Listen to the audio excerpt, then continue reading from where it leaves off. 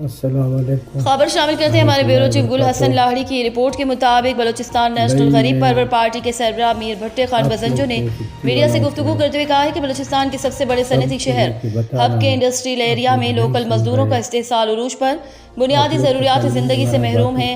Hub شہر میں industrial area میں مختلف فیکٹریاں مقامی مزدوروں کے استحصال میں مصروف۔ لیبر ڈپارٹمنٹ کے افسران بعض صنعتکاروں کے سامنے بے بس مزدوروں کو کم از کم تنخواہ 20,000 روپے دلانے میں ناکام۔ مزدور طبقے کے حالات دن بدن خراب ہو رہے ہیں۔ مزدوروں کا استحصال عروج پر ہے۔ ان خیالات کا اظہار بلوچستان نیشنل غریب پرور پارٹی کے سربراہ میر بھٹے خان بزنجو نے مزید نشاندہی کرواتے ہوئے کہا کہ لیبر ڈپارٹمنٹ اپنا کردار مؤثر انداز میں ادا نہیں کر رہا۔